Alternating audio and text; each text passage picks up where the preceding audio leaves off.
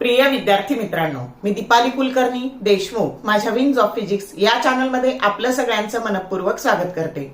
आपण 2025 ला सीईटी ला जे पीवायक्यू आले होते ते बघतो आहोत। ते बघता बघताच आपण आता कमी वेळात कोणत्या टॉपिकवर भर द्यायचा, स्ट्रेस द्यायचा आणि कमी वेळात छान सीईटीचा अभ्यास कसा करायचा हे सगळं बघतो आहोत। चॅप्टर सुरू आहे रोटेशनल डायनॅमिक्स आणि त्याचा आज दुसरा भाग अपलोड होतो आहे। तर आपण वेगवेगळ्या बॉडीचे वेगवेगळ्या ऍक्सिस बद्दलचे जे मुवमेंट ऑफ इनर्शिया आहे त्याच्यावर थेअरी प्रश्न कसे आलेले आहेत किंवा कोणत्या टॉपिकवर जास्त भर दिला गेलाय 2025 च्या, तर हे आपण बघणार आहोत। तर आपल्याला माहिती आहे की आपल्याकडे हा असा रॉड आहे, हा युनिफॉर्म रॉड आहे, याचा क्रॉस सेक्शनल एरिया सगळीकडे युनिफॉर्म आहे। मग याच्या सेंटर मधून किंवा सेंटर ऑफ मास मधून जो ऍक्सिस पास होतो त्याचं मुवमेंट ऑफ इनर्शिया हे ml²/12 असतं। पैकी m हे रॉडचं मास असतं आणि l ही त्याची लेंथ असते। m that is the mass of the rod and l that is the length of the rod. मग आता तुम्हाला याचं एकतर ऍप्लिकेशन येतं किंवा डायरेक्ट फॉर्म्युला येतो आणि म्हणून याच्या बद्दलचं जेव्हा मुवमेंट ऑफ इनर्शिया येईल तेव्हा प्रश्न कसा येईल, थेरॉटिकल प्रश्न। कारण बऱ्याचदा आपल्याला व्हॅल्यू पाठ असते पण त्याच्या ऍक्सिसचं नीट नाव माहित नसतं आणि म्हणून जर याच्यावर थेरी प्रश्न आला, the movement of inertia of a thin uniform rod about and axis passing through its center किंवा center of mass and perpendicular to its plane is value येईल ml²/12। समजला? आता वन एंड मधून जाणारा ऍक्सिस किंवा centre पासून l/2 अंतरावर असलेला ऍक्सिस त्याचं मुवमेंट ऑफ इनर्शिया। मग आता याच्यासाठी थेरम वापरायचा, theorem of A parallel axis. मग आता याला सी म्हणू आणि या पॉइंटला ओ म्हणू आपण। याच्याबद्दलच्या म्हणजे हे झालं आयसी आणि हे झालं आयओ। मग आयओ कसं घेतो आपण, IO that is equal to IC plus mh²। आता m म्हणजे मास आणि h म्हणजे दोन पॅरलल ऍक्सिस मधलं अंतर जे l/2 आहे। मग हे आयओ कसं येईल, तर आयसी आहे आपलं ml²/12 सेंटर ऑफ मास मधून जाणाऱ्या ऍक्सिसचं मुवमेंट ऑफ इनर्शिया m आणि h आहे तुमचं l/2 आणि त्याचा स्क्वेअर आहे म्हणजे हे l²/4 झालं। आता एलसीएम जर 12 काढला तर हे झाले 4ml², हे ml² आणि हे 3ml², 4 3 जा 12 म्हणून।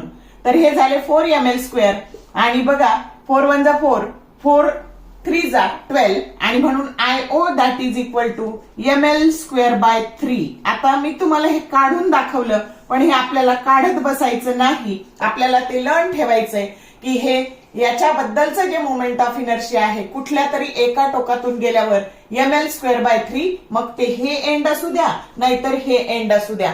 समजलं का? आता तुम्हाला 2025 ला कोणता प्रश्न विचारलाय की जो ऑलरेडी 2021, 2020 आणि 2025 ला असा रिपीटेडली विचारलाय। आता त्यांनी प्रश्न असा विचारलाय बघा की सेंटर पासून l/4 अंतरावर म्हणजे बरोबर ह्या दोन्हीच्या मधला ऍक्सिस, तर l/4 अंतरावर जो ऍक्सिस आहे त्याच्याबद्दलचं मुवमेंट ऑफ इनर्शिया किती, असा थेरी प्रश्न तुम्हाला विचारलाय। समजतंय? कधी कधी 2020, 2021 आणि 2025 ला। मग परत तसंच फक्त इथं काय झालं, l/4 चा स्क्वेअर म्हणजे आता इथं l/4 चा स्क्वेअर l²/16 झालं। मग आता इथे एलसीएम काढला 12 × 16 आणि इकडे झाले 16 आणि इकडे झाले हे 12 म्हणजे हे झाले 28 ml², 28 ml²।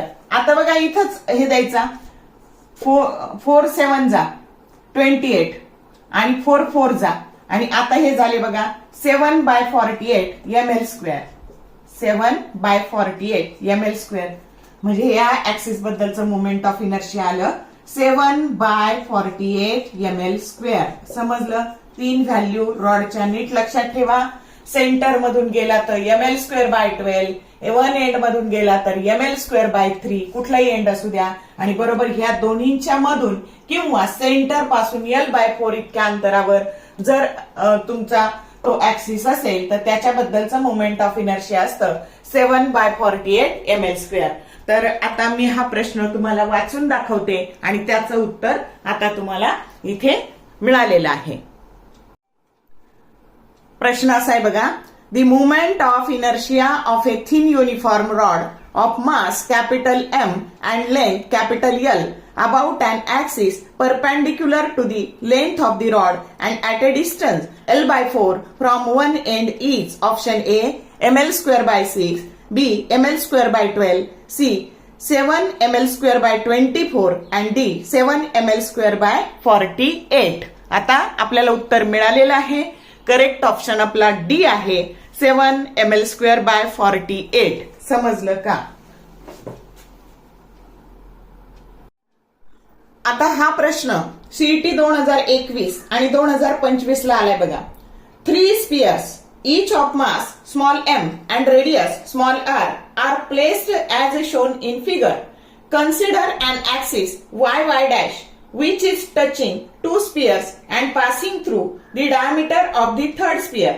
The moment of inertia of the system consisting of these 3 spheres about y dash is option A 7 by 5 mr square, B 2 by 5 mr square, C 16 by 5 mr square and D mr square by 2. तर आता बघूयात आपण. आता बघा आपल्याला असे 3 sphere दिलेत. Mass small M दिलाय आणि रेडियस कॅपिटल आर दिली आणि ह्या वाय डॅश ऍक्सिस बद्दलचं मोमेंट ऑफ इनर्शिया काढायचंय. मग आता आय टोटल आता ह्या एकच्या डायमीटरला तो कोइन्साइड होतो म्हणजे 2 by 5 mr स्क्वेअर पण एम स्मॉल येईल त्याचा. आले लक्षात? आणि प्लस आता हा दोन्ही याची पण टँजंट याची पण टँजंट म्हणजे 2 times 7 by 5 mr square. Okay. आता काय झालं तर हे झाले 7 2 जा 14 आणि 14 आणि हे परत 5 एलसीएम निघाला तर 14 प्लस 2 16 16 by 5 mr स्क्वेअर हे झालं सिस्टीमचं moment of inertia. I total हे टँजंट नाहीये आय टोटल आहे.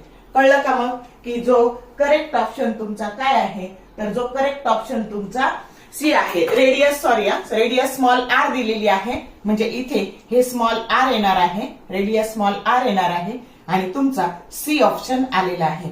कळलं का? आता फक्त 3 चे 4 देतात. बघूयात आपण पुढचे पण याच्यावरचे एमसीक्यू. कळलं का मग?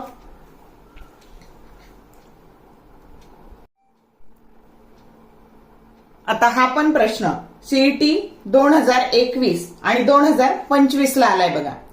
4 solid spheres each of mass small m and radius small r are arranged as shown in the figure.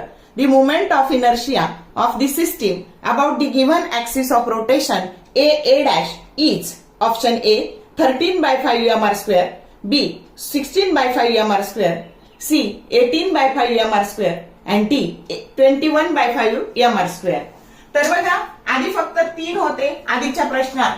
आता 4 स्पियर झालेले आहे. आता total moment of inertia direct calculate करायचं तर 1 आणि 4च्या डायमीटरला कोइन्साइड होतोय हा ए डॅश ऍक्सिस. एम हे मास आहे स्मॉल आर ही रेडियस आहे. मग आता 2 times 2 by 5 mr स्क्वेअर आलं लक्षात. आणि डायमीटरला कोइन्साइड होते याच्या आणि याच्या टँजंटला मग plus 2 times 7 by 5 mr square. फक्त आता इथं स्मॉल एम आणि स्मॉल आर घ्यायचं mr स्क्वेअर. आता तोंडी करू शकतो आपण 2 2 जा 4 आणि 7 2 जा 40. मग 14 प्लस 4 काय झालं 18 by 5 mr स्क्वेअर. समजलं? C option. आता हा प्रश्न जर रिपीट झाला तर तुम्ही लक्षात ठेवू शकता की 3 सॉलिड स्पियर आले तर 16 by 5 घ्यायचं. 4 आले तर 18 by 5 घ्यायचं. एवढं करायची गरज नाही. समजलं का? हाच तर पीवायक्यूचा फायदा आहे की आपण असे शॉर्टकट जर तयार केले तर आपला वेळ वाचणार आहे आणि आपल्याला इझिली तो वेळ दुसऱ्या लेंदी क्वेश्चनसाठी किंवा डिफिकल्ट क्वेश्चनसाठी वापरता येणार आहे. आणि म्हणूनच सीईटी मध्ये स्पीड, अॅक्युरसी आणि टाइम मॅनेजमेंट हे पण खूप महत्वाचं असतं आणि म्हणूनच आपण हे प्रश्न पाहतो आहोत. आता हा पण प्रश्न सीईटी 2022 आणि सीईटी 2025 ला आलाय बघा. 5 solid spheres each of mass small m and radius small r are rotating about an axis a dash as shown in the figure. Hence, the moment of inertia of the system about the axis of rotation a dash is option A 3 mr square, B 4 mr square, C 5 mr square and D 6 mr square. मग आता आपल्याला काय केलंय, एक एक sphere वाढवत चाललोय आपण. आता 5 झाले, आधी 4 पाहिले, सगळ्यात आधी 3 पाहिले, मग 4 पाहिले, आता 5 पाहिले. मग आता काय करायचं, तर आता तुम्हाला बऱ्यापैकी समजतंय काय करायचंय. तर टोटल मुवमेंट ऑफ इनर्शिया या सिस्टीमचं घ्यायचं. तर डायमीटरला कोइन्साइड होणारा स्पिअर कोणता कोणता आहे, 1, 4 आणि 3, म्हणजे हे 3 आहेत. याची 3 टाइम्स करायचं. मग 3 टू जा 6 बाय 5 mr स्क्वेअर आणि हे 2 टाइम्स आहे टँजंट, जे टँजंट 2 आणि 3 च्या टँजंटला कोइन्साइड होतोय तो ऍक्सिस. मग 2 टाइम्स 7 बाय 5 म्हणजेच 14 बाय 5 mr स्क्वेअर. टोटल झालं बघा 20 बाय 5 mr स्क्वेअर आणि 20 बाय 5 mr स्क्वेअर म्हणजेच 4 mr स्क्वेअर, की जो करेक्ट ऑप्शन काय आहे, बी आहे. समजलं का? आता तुम्हाला बऱ्यापैकी लक्षात आलं असेल की 3 स्पिअर घेतले या पद्धतीने असे अरेंज केलेले, तर उत्तर येतं 16 बाय 5 mr स्क्वेअर. ओके, खाली लिहू आपण. 3 घेतले तर 16 बाय 5 mr स्क्वेअर. 4 घेतले ह्या पद्धतीने, खाली फक्त हा ऍड केला तर काय येतं 18 बाय 5 mr स्क्वेअर. आणि 5 घेतले त्याला खाली आणखी एक ऍड केला तर तुमचं येतं 4 mr स्क्वेअर. 3 उत्तर जर तुमचे लन असतील तर तुमचा खूप सारा वेळ वाचणार आहे. समजलं का? तर बघा, आपण ह्या 2025च्या सीईटीच्या पीवायक्यूच्या भागात नुसते पीवायक्यू नाही बघत आहे, आपण कन्सेप्ट क्लिअर करतोय, शॉर्टकट बघतोय. म्हणजे तुमचा खूप कमी वेळात छान अभ्यास होणार आहे, तुमच्या अभ्यासाला एक डायरेक्शन मिळणार आहे. आणि त्याच्यामुळं व्हिडिओ जरूर बघा.